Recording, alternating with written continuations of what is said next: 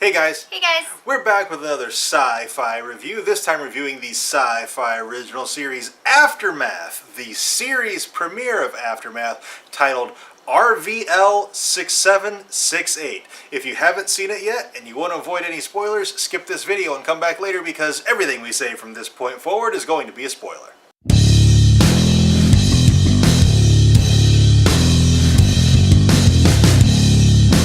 Alright, there has to be some kind of significance to this title, RVL 6768.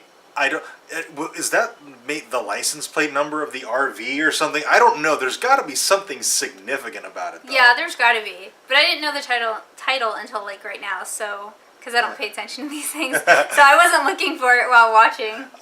Next time, I think I'm going to watch it again all the way through, and I'm going to pay attention to see if we get the license plate number of the RV, because that might be what it is. Yeah. If you know, let me down in the comments. Let me know down in the comments, though. All right, this episode, it's all disasters and demons and plagues.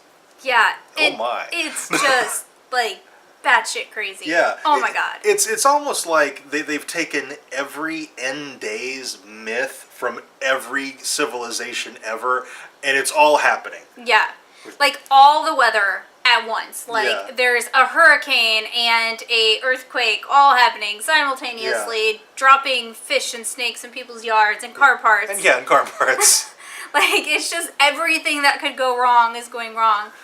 And it seems very almost biblical until the father, Josh. His name is Josh. Josh Copeland. Yeah. So the father, his name is Josh, he is a professor, and he starts doing some research, and he discovers that these things that are taking over people and making them do bad things come from like a native myth. So native end days myth. Yeah. So that's kind of like our first clue that this isn't just a biblical end days. It's like all of end days. Yeah. And so like maybe all of them got little bits right. Right. And what other cultures they're going to draw from, it'll be fun to see in future episodes. Just the characters that we meet in this episode, the main two are Karen and Josh Copeland, played by Anne Hesh and James Tupper, and they're actually married in real life. That's fun fact. Play husband and wife in the show, and they actually are married. So that's actually pretty cool. And that kind of gives us kind of the reason why their on-screen chemistry is so good. Yeah. Because even though there wasn't a very much at all character development in the premiere, the on-screen chemistry between those two was really spot on, and that's why. Yeah. I think my favorite scene was when, near the very beginning of the episode, when Josh is driving home from the school, he passes that truck, and it has the two guys in the back. And one of the guys is wearing a dress, and he's wearing makeup, and he has this giant-ass gun. And you're like, wow, something's really wrong with those guys. And then later on in the episode, Anne Hesh's character, Karen, is at the police station trying to report that they killed this kid who was possessed in their house.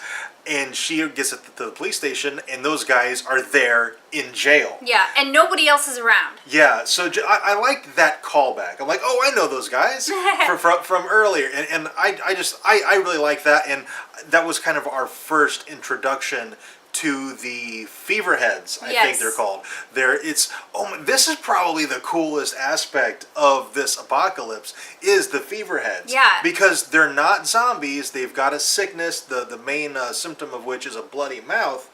And it just kind of warps their personality. They forget things, like the cop guy did not remember that he knew the Copelands at all. Yeah. But he still was aware that he's a cop. Yeah. So it's really interesting. It's not zombies, but it's kind of close. Yeah, like it's kind of, I don't know. I guess it would kind of, if you want to relate it to zombies, it would be closer to the rage virus in 28 Days Later, or 28 weeks later, because they're still aware, but like they're very irrational, and they jump to conclusions, and they often answer with violence. So like the guy doesn't answer him correctly, so he shoots him in the head, or stuff like that.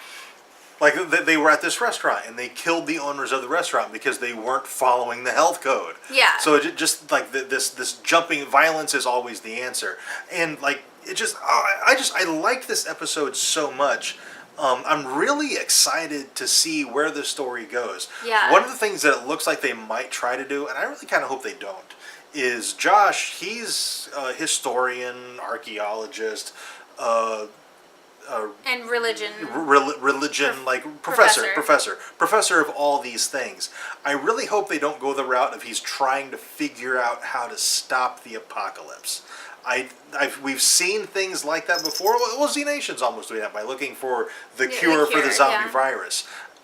I hope they don't go that route for Aftermath. I want the apocalypse to just go, and I want to see how it plays out. Now, I love his character because his character is our insight into what these things are. So he discovers the demons that possess people, that they're always around, but they can't do anything until they possess somebody. And that's like the demon that was possessing the boy at their dinner table.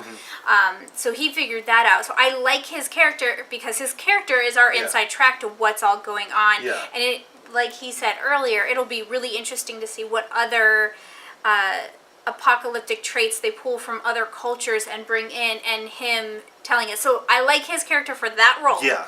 But yeah, I agree. I don't want them to try to solve it. I also really, really like that a lot of the stuff happening is religion based, because right now all of the apocalypse stuff that's happening is non-religious based. So having them pull all of these apocalypse stories from different religions is completely different from everything that's out there right now. Because the biggest thing out there right now is zombies, and we've got some vampires, which is non-religion based apocalypse. So this is kind of new and different. And even if you look at movies, there are always like a comet or the weather going wrong because of global warming. Like they're always non-religion. So I kind of like this little change up. So Aftermath is definitely well worth the watch. You should definitely check it out. It's a Tuesday night sci-fi show.